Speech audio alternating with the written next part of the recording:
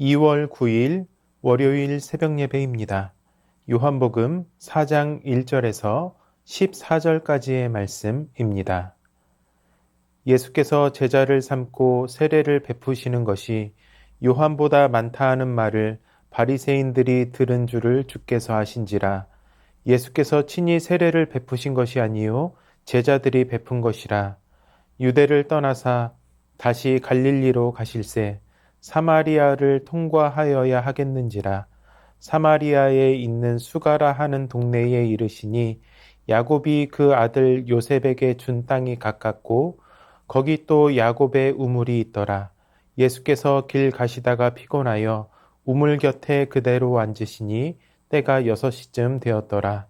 사마리아 여자 한 사람이 물을 기르러 왔음에 예수께서 물을 좀 달라 하시니 이는 제자들이 먹을 것을 사러 그 동네에 들어갔음이러라. 사마리아 여자가 이르되 당신은 유대인으로서 어찌하여 사마리아 여자인 나에게 물을 달라 하나이까 하니 이는 유대인이 사마리아인과 상종하지 아니함이러라. 예수께서 대답하여 이르시되 내가 만일 하나님의 선물과 또 내게 물 좀 달라 하는 이가 누구인 줄 알았더라면 내가 그에게 구하였을 것이요 그가 생수를 내게 주었으리라. 여자가 이르되 주여 물 기를 그릇도 없고 이 우물은 깊은데 어디서 당신이 그 생수를 얻겠사옵나이까. 우리 조상 야곱이 이 우물을 우리에게 주셨고 또 여기서 자기와 자기 아들들과 짐승이 다 마셨는데 당신이 야곱보다 더 크니이까. 예수께서 대답하여 이르시되 이 물을 마시는 자마다 다시 목마르려니와 내가 주는 물을 마시는 자는 영원히 목마르지 아니하리니 내가 주는 물은 그 속에서 영생하도록 솟아나는 샘물이 되리라. 아멘. 요한복음 4장은 3장의 니고데모 이야기와 의도적인 대조를 이루고 있습니다. 사마리아 여인과 니고데모는 정반대의 지점에 있는 사람입니다. 니고데모는 유대인이었습니다. 남성이었고 존경받는 종교 지도자였으며 밤에 예수님을 찾아왔습니다. 반면 사마리아 여인은 사마리아 사람이었습니다. 여성이었고 도덕적으로 온전하지 않았으며 대낮에 예수님과 만납니다. 이렇게 정반대의 지점에 있는 두 인물을 통해 요한은 분명히 말하고 있습니다. 복음은 특정한 사람을 위한 것이 아니라 모든 목마른 자들을 향한 하나님의 은혜라는 것을 말입니다. 요한은 이러한 대비를 통해 구원은 지식과 지위의 문제가 아니라 목마름의 문제라는 사실을 알려주고 있습니다. 오늘 본문에 나오는 사마리아 여인은 아주 일상적인 이유로 우물가에 나왔습니다. 물을 길러 나온 것입니다. 살아가기 위해서 반드시 필요한 것을 얻으러 나왔습니다. 그 평범한 삶의 현장에서 예수님은 그녀의 삶을 뒤흔드는 말씀을 하십니다. 이 물을 마시는 자마다 다시 목마르다. 예수님의 이 말씀은 우리가 너무나도 당연하게 반복해온 일상이 사실은 한 번도 우리의 목마름을 해결해 준 적이 없었다는 말씀이기도 합니다. 사마리아 여인은 자신에게 주어진 일상을 열심히 살았습니다. 하지만 예수님은 바쁘게 열심히 살아가는데도 지치고 목마르고 여전히 허전하다는 사실을 알려주고 계십니다. 사마리아 여인은 매일 물을 길었습니다. 하지만 그 물은 하루를 넘기지 못했습니다. 다시 목말랐고 다시 우물로 나와야 했습니다. 우리도 비슷한 삶을 살아갑니다. 문제는 풀린 것 같은데 마음은 비어 있고 열심히 달려왔는데 허탈감이 밀려올 때가 많이 있습니다. 왜 그렇게 우리는 살아가고 있습니까? 어떤 외부적인 환경 요소 때문이 아니라 존재의 갈증이기 때문입니다. 하나님 없이 살아가는 인간의 깊은 목마름인 것입니다. 다시 목마르다는 예수님의 말씀, 이것이 가르쳐주는 사실이 무엇이겠습니까? 인간이 스스로 채우는 모든 것은 결국 갈증으로 끝난다는 것입니다. 이때 예수님께서는 여인이 살면서 한 번도 들어본 적이 없는 말을 하십니다. 내가 주는 물을 마시는 자는 영원히 목마르지 아니하리니 내가 주는 물은 그 속에서 영생하도록 솟아나는 샘물이 되리라. 물을 많이 마시기 때문에 다시 목마르지 않게 되는 것이 아닙니다. 그 속에서 영생하도록 솟아나는 샘물, 즉 근원이 바뀌는 것입니다. 밖에서 끌어와야 살 수 있는 인생이 아니라 안에서부터 생명이 흘러나오는 인생을 살게 되는 것입니다. 이 변화는 인간의 결단이나 의지로 만들어지는 것이 아닙니다. 오직 내 삶에 찾아오시는 하나님의 은혜로 가능하게 되는 것입니다. 4절은 사마리아를 통과하여야 하겠는지라 라고 말씀하고 있습니다. 이 말을 다르게 바꿔서 번역하면 사마리아를 통과해야만 했다라고 하는 말입니다. 예수님은 우연히 그 길을 지나가신 것이 아닙니다. 꼭 그 여인을 만나셔야 했던 것입니다. 도덕적으로 비난받고 사람들을 피해 물을 길러 나오는 이 여인을 만나기 위해서 말입니다.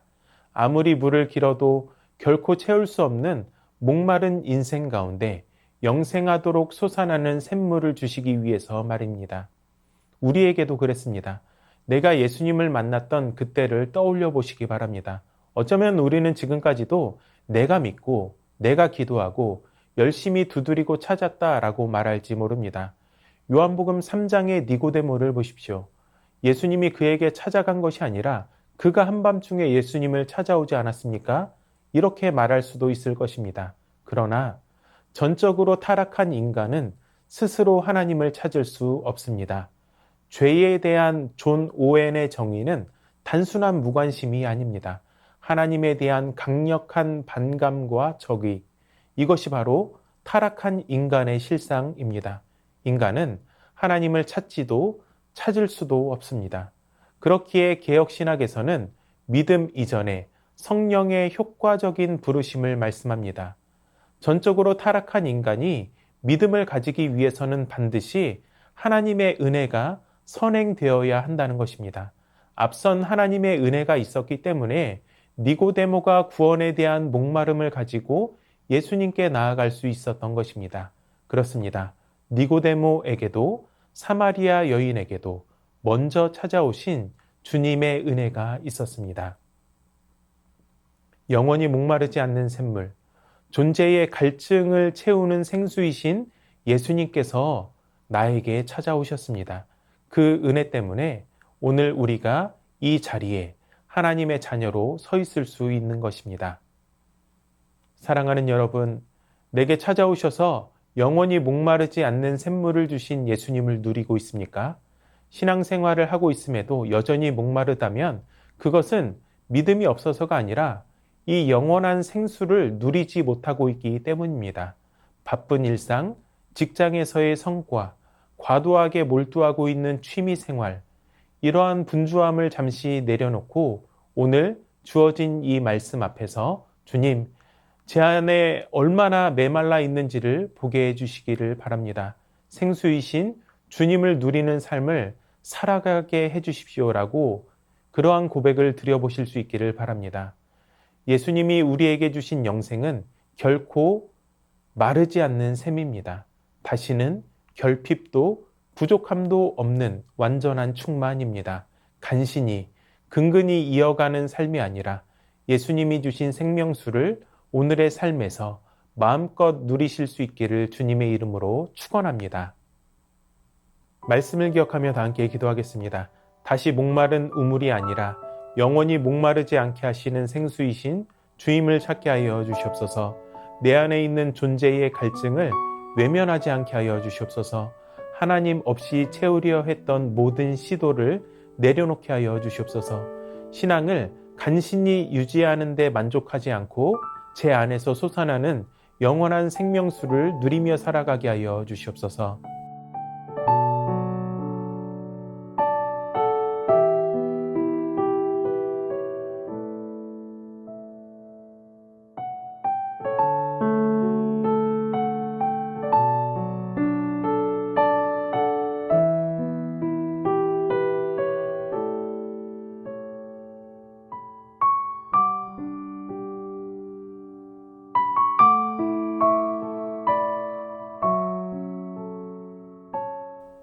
나라와 열방을 위해서 기도합니다.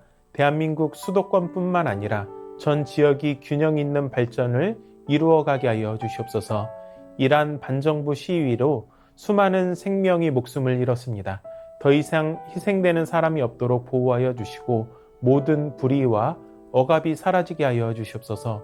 수단, 가자 지구를 비롯한 전 세계에서 계속되는 전쟁과 폭력으로 수많은 난민이 발생하고 있습니다.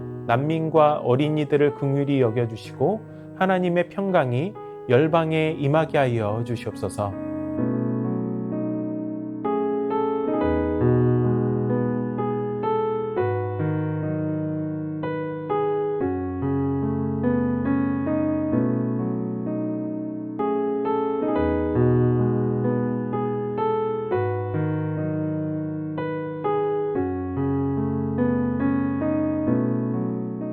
교회를 위해서 기도합니다.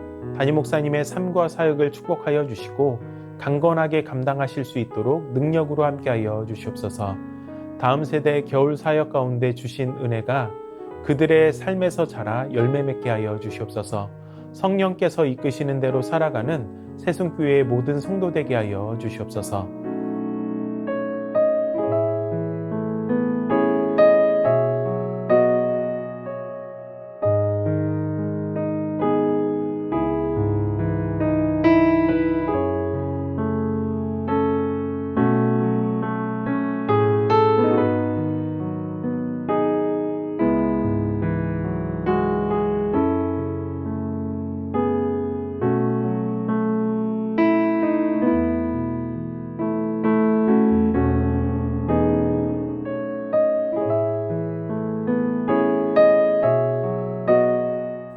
선교사님들과 환우분들을 위해 기도합니다. 캄보디아 조학현 정승원 선교사님을 위해 기도하실 때 빌리 그레암 재단이 주최한 전도집회 러브 CM립에 교인, 학생들과 함께 참석했었는데 복음을 처음 들은 학생들의 마음과 영혼이 성령으로 깨어나게 하여 주시옵소서. 6천여 명의 피난민들이 여전히 귀향하지 못하고 끌얼란에서 생활하고 있는데 속히 국가가 안정을 되찾을 수 있게 하여 주시옵소서. 2월 9일부터 13일까지 냥르엉 교회에서 있을 OMF 교회 개척 사역자 모임을 통해 전략과 계획 논의가 잘 이루어지게 하여 주시옵소서.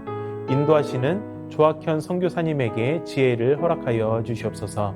환우분들을 위해 기도합니다. 박가순 권사님, 폐와 기관지에 전이된 암의 발원지를 속히 정확하게 찾아 온전한 치료가 이루어지게 하여 주시고 권사님에게 회복과 평강을 주시옵소서. 박준석 집사님의 어머니 김옥순 권사님 2차 항암을 진행하시게 되었습니다. 항암 전 RSV 바이러스 감염으로 격리실로 긴급 이동하였습니다. 혈액 내과 환자에게는 치명적일 수 있어서 중환자실급으로 이동 치료 중입니다. 치료가 순적하게 진행될 수 있게 하여 주시고 온전한 회복을 주시옵소서. 양금숙 성도님, 췌장암이 재발하여 항암을 시작하셨습니다. 잘 견디고 이겨내도록 도우시고 항암을 통해 깨끗하게 치료되게 하여 주시옵소서. 조정순 권사님의 남편 백형호님, 뇌출혈 후유증으로 식사를 하지 못하고 균형을 잡지 못합니다. 손상된 신경과 기능을 회복시켜 건강을 속히 되찾게 하여 주시옵소서. 박세현 집사님, 유방암 발병 이후 뼈로 전이된 상황 가운데 있습니다. 통증이 완전히 사라지고 치료 과정 속에서 회복의 은혜를 경험하게 하여 주시옵소서. 권호순 권사님, 진행 중인 항암 치료가 계속 효과를 나타내어 암세포가 완전히 사라지고 면역력이 증가하여 모든 치료를 잘 감당하게 하여 주시옵소서. 노성빈 형제님, 크론병으로 8주에 한 번 주사제 치료를 하고 있습니다. 부작용이 생기지 않도록 보호하여 주시고 소장의 모든 염증이 깨끗이 사라지게 하여 주시옵소서. 이 외에도 수술을 앞두고 있거나 수술 후 회복 중인 성도님들을 위해 기도하시고 자유롭게 기도하시도록 하겠습니다.